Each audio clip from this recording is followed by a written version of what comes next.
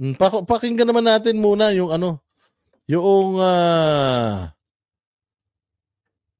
ni VP Sara tsaka ni Bongbong Marcos, yung kanilang mga mensahe para sa publiko ngayong 2025. Nananawagan si Pangulong Ferdinand Marcos Jr. sa mga Pilipino na baunin ang mga inspirasyon mula sa katagang kabutihang ipinakita noong 20... Ang ina nabulol, pati si ate na nagbabasa. Pati si ate na nagbabasa. Nabulol doon sa gustong ipabaon sa atin ni Bongbong. Anong gusto niyang ipabaon sa atin? Na baunin ang mga inspirasyon. Baunin ang mga inspirasyon. Inspirasyon saan? Mula sa katagang. Anong katangan? Hindi katangahan yun. Katatagan. Baunin daw mula sa katangahan. Anong katangahan? Ulitin natin. Na baunin ang mga inspirasyon mula sa katangahan. Ano ang mababaon nating inspirasyon mula sa katangahan ni Bongbong? Oo, mapakahirap naman yan. Wala tayong inspirasyon na makukuha doon. Katangahan nga yun eh. So hindi natin hindi natin makukuha, walang inspirasyon. O wala tayong pwedeng baunin doon. Katangahan nyo, wag natin baunin yung katangahan. Ha? Pero baka naman katatagan. Nabulol lang si ate dahil bulol din yung nagbibigay ng mensahe. Tagang, kabutihang, ipinakita noong 2024. Putang ina, babaunin daw natin yung kabutihan. Bongbong, wala kang kabutihang nagawa noong 2024. Visit ka. Wala kang nagawa matino. Yung mga basher mo, yung mga troll mo, pag nagpupunta rito, yun lang ang tanong ko.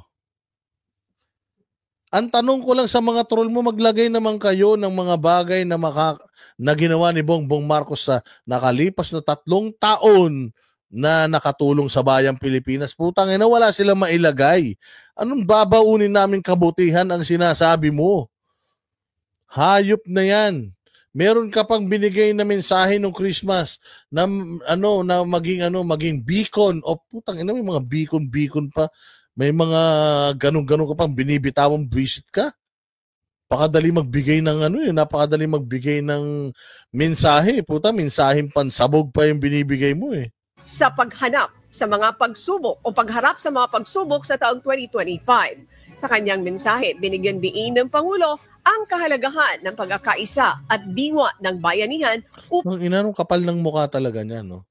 Sinasabi ni Bongbong na yung diwa daw ng pagkakaisa. Tayo na Bongbong, walang pagkakaisa sa pinaggagawa ninyo. Sa pinaggagawa ng Quadcom, walang pagkakaisa na nabuo. Sa pinaggagawa ninyo itong budget na to, walang pagkakaisa na nabuo. Nagalit ang mga military personnel sa mga retired. Pati yung mga active. Sa ginawa ninyong pagsugod sa KOJC, pagsira sa simbahan nila, pagbaboy sa holy grounds nila, Bongbong Marcos, putang ina, walang pagkakaisang nabuo dun. Doon sa napakarami ninyong nahuling mga smuggled items, pero wala yung smuggler, yung napakarami yung nahuli ng mga droga na wala yung mga drug lord, wala po kayong nabuong pagkakaisa doon, sir.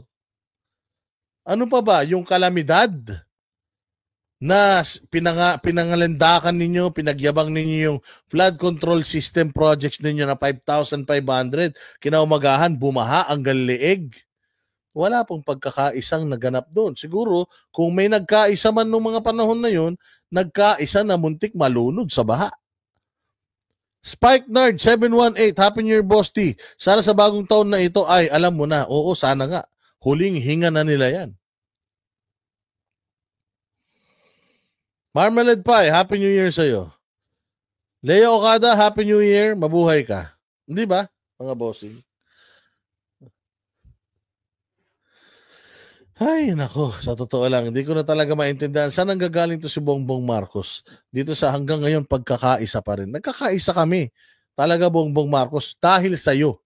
Nagkakaisa kami na inaahon yung mga sarili namin mula sa lugmok, mula sa hirap, mula sa pang-aapi, mula sa korupsyon, na nag-stem sa mahinang leadership mo. Kung meron mang unity factor or uniting factor diyan sa administrasyon mo, yung united kayo sa pagnanakaw habang kami united sa pakikipaglaban sa kahirapan dahil sa dami ng magnanakaw sa gobyerno. Dahil sa dami ng kawatan, nag-unite kami para sama-samang bumatikos sa mga maling ginagawa po ninyo, sir. Yun po, walang pagkakaisa factor dyan, sir. Sa lahat ng kahayupan na ginawa ninyo sa bayan natin, walang factor na magkaisa tayo. Yung ginagawa mo kay Inday, nasan yung pagkakaisa factor dun? Mantakin mo, yun na lang yung kontrolado ka or may control ka na kontrolin yung unit team ninyo ni Inday Sara, hindi mo pa nagawa. Sobrang underdesaya mo. Sobrang sobrang hina mo, sobrang wala kang backbone, kaya ibang tao ang nagdidesisyon para sa iyo. Tapos, bobolahin ka ng mga yon, sasabihin na the Philippines is doing well. Tuwan-tuwa ka na. Upang makamit ang pangarap na bagong Pilipinas. Samantala, nagpasalamat naman si Vice President Sara Duterte sa mga Pilipinong walang sawang nagsisikap at nagmamahal sa bayan para sa mas magandang kinabukasan.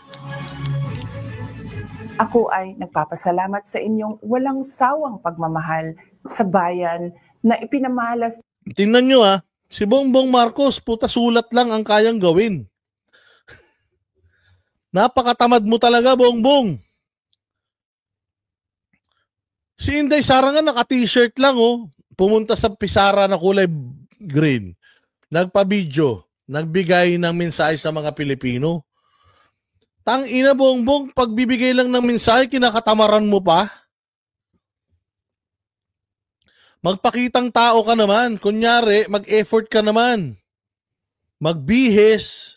Kahit hindi ka na nga magbihis Magbigay ka na lang ng inspiring na mensahe para sa mga Pilipino ngayong 2025 na mas mahirap po ang kakaharapin natin sa 2025 pero sama-sama po tayong lalagpasan ito. Wala man lang ganun.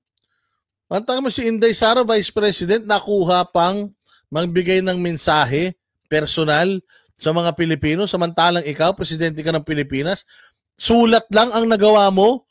Inaayaw mo na mag-effort para sa bayan O sabihin nyo na naman, fake news kami. Ayun na nga nakita nyo yung report. Sulat lang kay Bongbong. Si Inday, personal. Ngayon, sabihin nyo, importante kayo kay Bongbong Marcos. O yung mga tanggol ng tanggol kay Bongbong Marcos. Sabihin nyo na importante kayo sa kanya, hindi nyo nga alam kung siya nagsulat nun O baka yung tagagawa lang niya ng script yung nagsulat nun. Pinirmahan na lang nila digital. Inilabas nila. Ito mensahe ng Presidente. Tangina kung importante yung mga Pilipino, sa'yo, Bongbong, mag-effort ka naman. Mag-record ka. Sobrang tamad mo naman, pati pagbibigay ng pagbibigay ng mensahe sa mga nililid mong tao. Sulat na lang. Yun lang deserve namin. Yun lang deserve natin, mga boss, sulat. Ayaw magsalita ng personal? Sa bagay, sabi, tangin na naman to si Boss Dada Magsasalita ng personal si Bongbong, bababuyin mo. Pag di nagsalita, magagalit ka pa rin. Pero tingnan nyo kung gaano katamad si Bongbong. Hindi niya kayang magbigay ng maikling mensahe para sa mga Pilipino. Ito nga si Inday Sara, less than 1 minute. Nakapagbigay siya ng nakakatouch na mensahe. Mahinang nila lang, sabi ni Just Friendly. Ninyo sa inyong pagsusumikap, pagtitiis, at pagtsatsagang magkaroon ng mas magandang kinabukasan. Diba? Simple. Simple. Yan ang kaibahan ng isang Sara Duterte na talagang genuine yung pagmamahal sa bayang Pilipinas versus sa isang Bongbong Marcos na puta mahal lang yung sarili. Mahal lang yung legacy ng pamilya. ni hindi man kayang makipag-usap sa inyo ng diretsahan. Deserve nyo daw yan. Binoto nyo siya eh.